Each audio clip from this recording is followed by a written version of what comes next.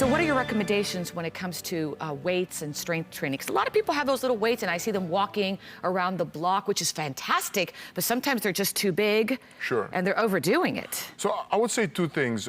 One, think about your daily activity like a sinusoidal curve.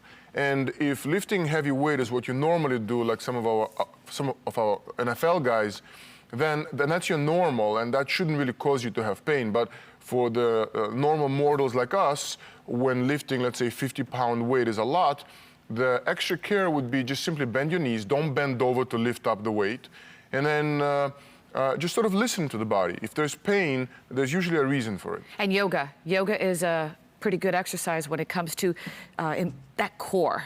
I believe it. Yeah?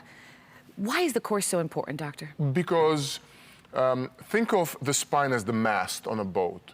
You have to have very strong pull both towards the back and towards the front. The abdominal muscles will have to be there and have to be very strong to oppose the super strong lumbar spine musculature.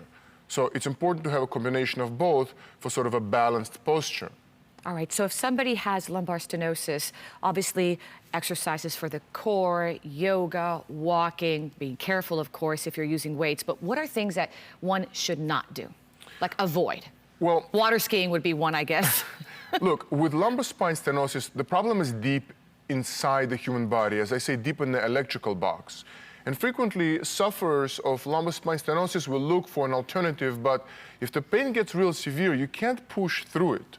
So theoretically, extension-based things would irritate. So if someone were to try a rowing machine, okay, and there are some specific exercises in the gym that are extension-based exercises.